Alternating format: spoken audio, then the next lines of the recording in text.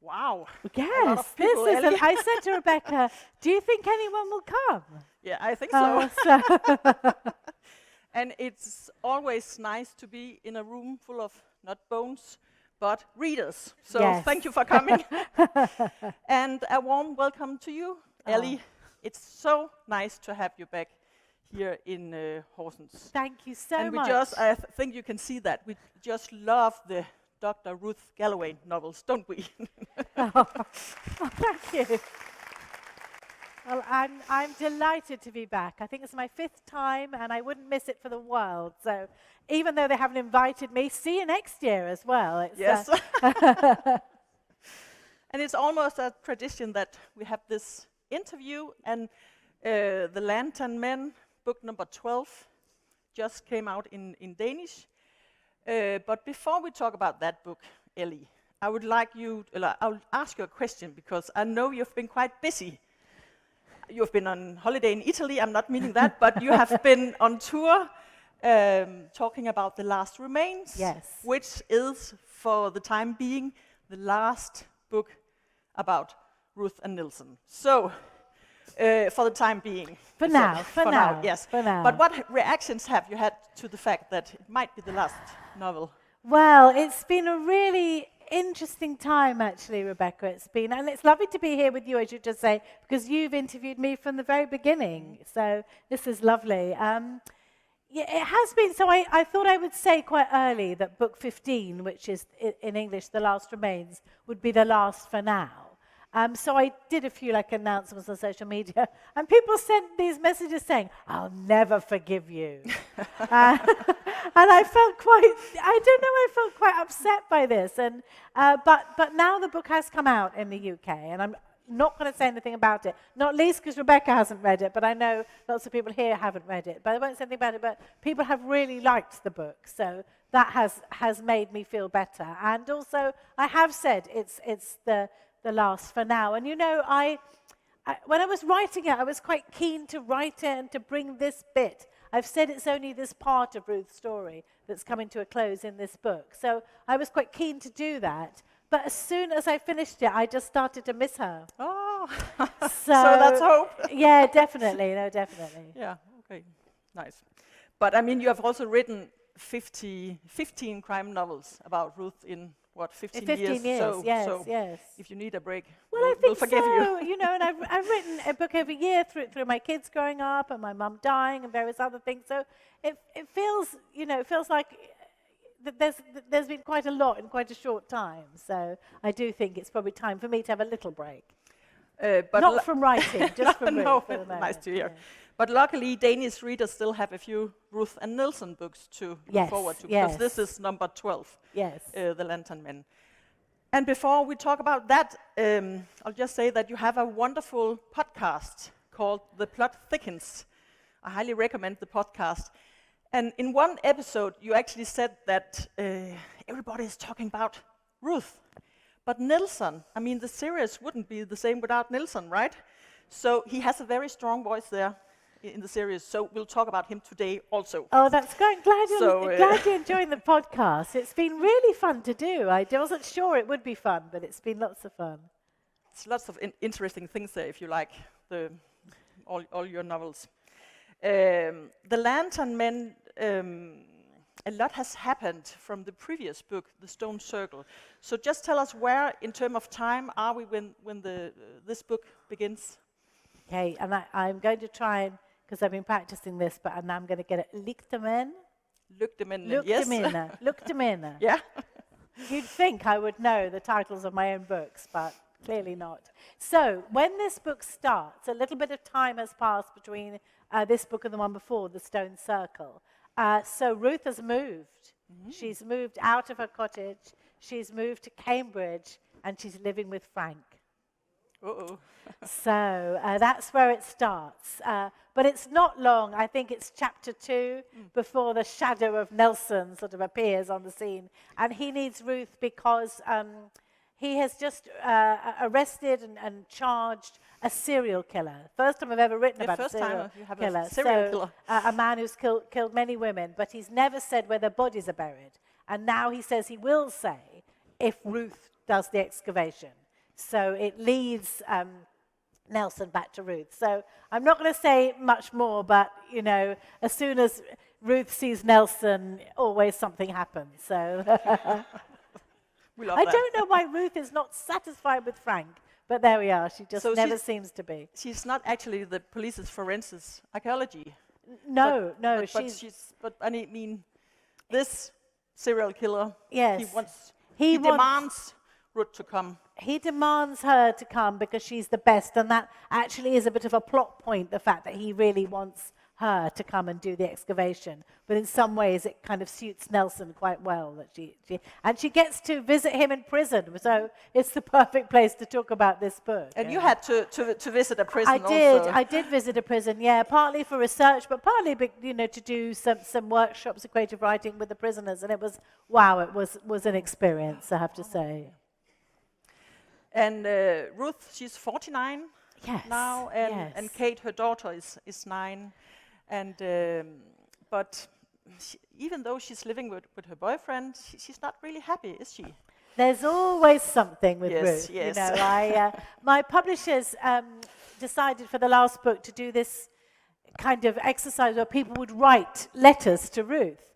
And, oh my goodness, they were so lovely, the letters people wrote. But so I thought I would write my own letter to Ruth. And it started off by saying, "Dear Ruth, why are you not happy with Frank? Yeah.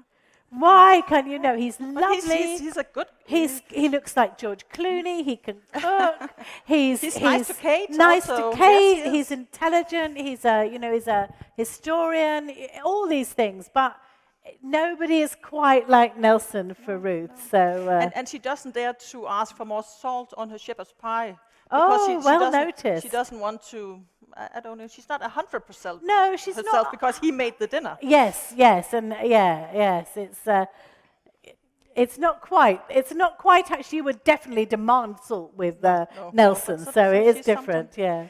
And she has not sold her cottage in the marsh. She's only rented it out. So there is that door open, and of course the book sort of centers around this myth about the lantern men. And it's a myth which is from the east of England, which is where Norfolk is. I don't know how many people know Norfolk, but it's a really beautiful place. But there's this legend of these ghostly figures that walk across the landscape. It's a bit like Jutland. Well, of course, only 9,000 years ago, it was still attached to Scandinavia. So on that basis, I count myself as Scandinavian. Elly Griffiths is my new name. But so only 9,000 years, we were still attached. So it's a similar landscape. It's a very sort of flat landscape. And you see these figures walking across the marshland, and you can see them for miles, and they're carrying like a flickering lantern. But you must never follow that light. Because, you know, never follow a flickering lantern at night. You know what? Because it will lead you off the path and to your certain death, really.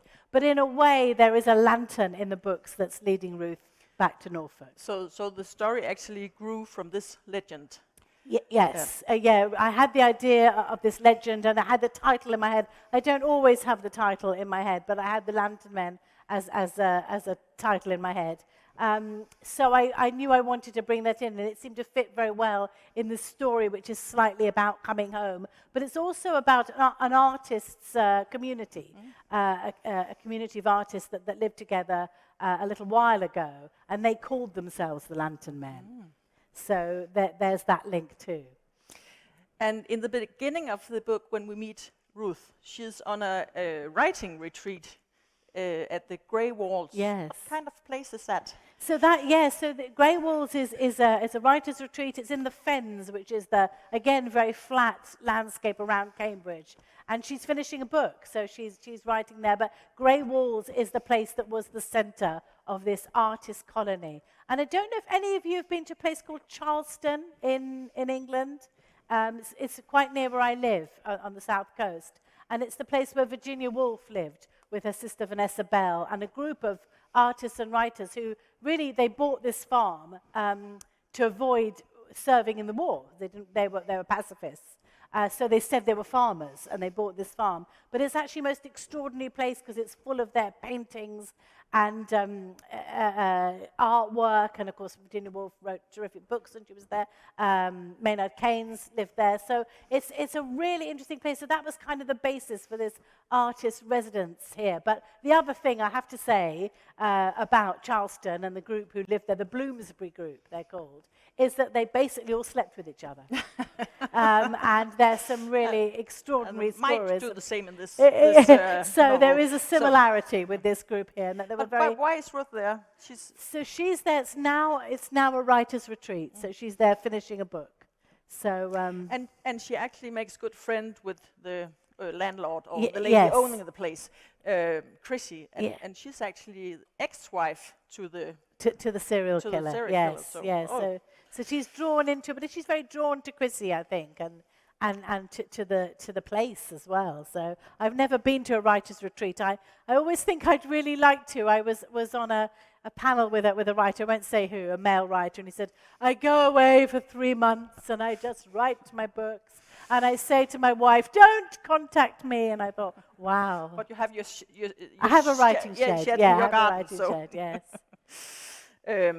Let's talk a bit about Nilsson also, because is he happy? I mean, he has 4 wonderful children, a lovely wife, and a dog. Yes, yes. But he should be happy, shouldn't he? Really. But there is something, I think, about Ruth and Nelson I should know, not think, but because I did invent them, I guess. But they keep doing things that I don't really agree with. But there we are. Yeah, he's not happy. He is not satisfied with his life. And I think the things have happened in the last few books where there are moments when Ruth and Nelson could have been together, and something's happened to stop that. So I think they both feel that. But every time he sees Ruth with Frank, he's jealous. He is jealous. Yes, he finds Frank very annoying. Yes. with his no wonder why. with his American accent and his George Clooney looks, so and he just looking, finds it yes. very, very annoying. Yes, and the way he swanks about in in Nelson's eyes. Nelson's not very tolerant. No.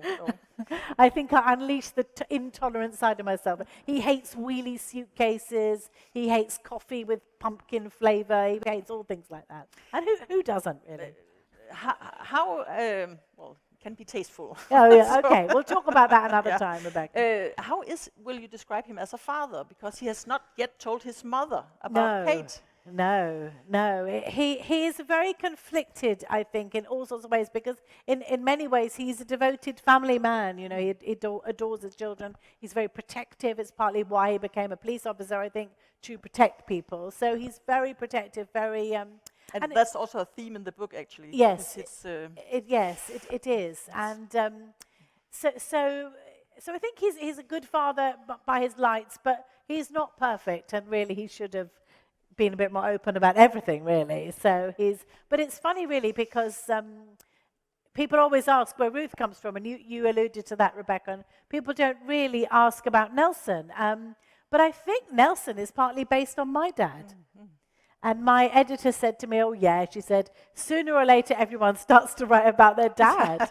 I don't know if that's true, but it certainly is. He likes to drive fast like your father. Well, my dad was a racing driver. Yeah. So yeah, my dad was Italian, so it's not an exact parallel, but my dad was a racing driver, very charismatic man. A family man, perhaps, also. Family man, very protective and all those sort of things, but also quite quick to anger, quite, he once threw the television through the door because somebody made an anti-Italian joke. On the Eurovision. So, I think in this novel it's widey and I mean, like all the other books, it's really a lovely novel, and we just love the characters because they get alive on the page. And Nilsson, he has so many sarcastic remarks about being an author, for example. Yes. Why everyone should write books. And how do you, do you have post-its saying, this is a joke that Nilsson is going to, does it just come automatically because you know him so well? It does come automatically, really. When I'm writing at Nilsson, it just becomes very, very automatic to sort of say, oh, I hope I'm saying it's Jesus wept, is his favourite phrase. The shortest chapter in the Bible, apparently, Jesus wept. So, it's something that he says and things that he finds just irritating about people, yes. And his boss, Jo, is very much a kind of modern woman, and she often sits on one of those bouncy balls to conduct interviews. This is very healthy. Right, it's very good for you, but it drives Nelson insane, so he can't bear that. And yes. But Ruth, actually, she often remains silent. I mean, when he's saying something, often she's just saying nothing. Do you know, it's so funny because people often ask me if Ruth's like me, and I usually say no because in lots of ways she isn't. She's an archaeologist, I'm not. She's an atheist, I'm not. All these things. We do both like Bruce Springsteen and cats. So we have some similarities. But I think this is one way in which she's not at all like me. And every time I type those words, Ruth said nothing. Yeah. I always think, wow, because genuinely, if anyone were writing about me, they would never say Elly said nothing.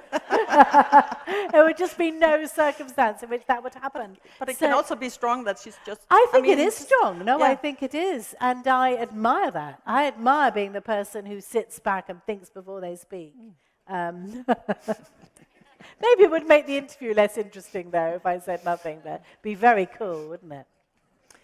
In one of your episodes of your podcast, you talk about names. And I don't think I've ever asked you, how did Ruth and Nelson, and his first name is Harry, how did they get their names? Well, how did they find out that they were the right names? Yeah, it's a good question. Yeah, so on the podcast, I talked to two of my very best writing friends, Leslie Thompson and William Shaw, about how we choose names. And Leslie and I both teach creative writing, and we do a session with our students, and we say, well, first of all, we ask them our name. So you're Rebekka. Do you know why you're called Rebekka? No. Well, actually, my father was a priest, and it's a name from the Bible. It's from the Bible. Perhaps. So there's always a story behind a name. So my real name is Domenica, and it's Italian. My dad was Italian, and it means Sunday. And so my real name is Domenica De Rosa, which is so pretty. I do think so. But, I'm not sure why I got such a good name, because my sisters, and there's no disrespect to anyone called this, my sisters are called Julia and Sheila, which are basically not very exotic names. But I think it's because I was the youngest, and I was born on a Sunday, and Domenica means Sunday. So there's always a little story around a name. So I always say to my students, think of the story behind the name. But I didn't do that with Ruth. The name just appeared. And she appeared. I know I've talked about this before with you, Rebekka, that I was walking across marshland on the North Norfolk coast, and Ruth did sort of just walk towards me out of the mist. And I know that sounds very pretentious, and I would not let my students get away with that. Oh, I saw her walking out the mist. But it's true. She did suddenly appear, and I felt I knew everything about her in that instant. And her name came with her. Okay. So I knew she was called Ruth Galloway, and I suppose her parents are religious, and Ruth is a biblical name. Galloway is a kind of Scottish-Irish name, so I think that's where her ancestry is originally. So, but beyond that, I didn't really think too much about. And do you get The Apprentice here? A show called The Apprentice. It's a reality TV show. And years ago, there was a contestant on it called Ruth Badger. And I wonder if Ruth is named after Ruth Badger. Because I was a big fan. And Nelson, I did want to call him Nelson because Admiral Nelson, the great British sort of sea hero, was from Norfolk. So I thought it would be really funny if he was not from Norfolk, but he had that name. But also he's from Lancashire, in the north of England, and there is a place in Lancashire called Nelson. So I did think that would be quite funny if he was named after both things. And I don't know why Harry, but Harry. I know that you sometimes auction a name so that someone can get their name in your novel. How is that you're not choosing a name yourself? It is quite interesting to do that. And yes, it's for a charity, for a children's cancer charity, and done it for the last, 5 or 6 books. And I've had some really interesting names. So it is, and I always write to the person and say, do you want to have some of your own interests in it? do you want what sort of character do you want to be? Because some authors are just quite ruthless in making these poor people the victim or the murderer, but I've never done that. They've always had a fairly sort of benign part in it. So, yes, it is quite interesting. Names are really important, aren't they? Yes, and I have, a lot of writers have, I've changed a character's name, and it has really changed them, you know, so... it is a very interesting thing. Well, names are generally interesting, aren't they? But when you're writing, I think what you call people... Then you do have a weakness for certain names. So in The Nighthawks, which is the next one, there's a character called Neil Topping. Excuse me. And as soon as the book was out, people were saying, you know, on social media, oh, is this Neil Topping any relation to the Neil Topping in A Room Full of Bones? So you have used that name before? I said, no, it's just I use the same name. So it'll be changed when you read it. Most of the Lantern Men, we get Ruth or Nilsson's point of view. Yes. But in this book, for the first time, actually, we get into Phil's head. Phil, he is Ruth's former boss at university and married to Shona, her friend, yes. Shona. Why have you chosen to give Phil a voice? I'm so glad you picked that up, Rebekka, because so Phil is one of the characters who's probably least endearing in the books. He's least sympathetic. He's Ruth's boss. We've all had those annoying bosses, haven't we? So I think he's a distillation of, everybody's annoying boss, really. Yeah, so he's the annoying boss, and he always wants to be on TV, and he always wants to do stuff like that. So I'm going to cough again. Just take some water and take a breath. So he's a distillation of every annoying boss that anyone's ever had. So he's always been an annoying character. But in this book, there was a bit that had to be from his point of view, because it was the only way I could tell that little bit of story. So he has about a couple of pages where you describe him, they're having a dinner party. So he goes to a shop and he buys things for this dinner party. And he buys some little chocolates called After Eights. Do you have After Eights? Yes. Yeah, everyone has After Eights. And he buys them because his mum used to buy them and she had parties. And he thinks they're sophisticated. They're not really. But I actually felt I got to know him a bit better. As soon as I wrote that, I liked Phil. I changed my attitude towards him because I had those... I suppose it's that thing about, you know, walking in someone's footsteps. You know, writing that little bit in his point of view made me like him and made me feel sorry for him and made me sort of understand him. So it was really interesting writing that little bit in Phil's point of view. It's only a few pages, but it's nice to get into his head. Yes, but it did change my view of him entirely. So I think that might be one reason why I, unlike other writers, I rarely write from the point of view of the murderer. So I hardly ever in that point of view. So I think it must be for me that when I write in someone's point of view, I do end up empathizing with them in some way. Oh, and again in this book there are some very dramatic scenes in the marsh. The marshland is very nice. The books about Ruth and Nilsson are written in present time, what we in Danish call nutid. And many crime novels are actually written in the past tense. So why did you say again how you said mutten? Nutid. Newton. Nutid. Newton. Okay. Newton. No, that's wrong.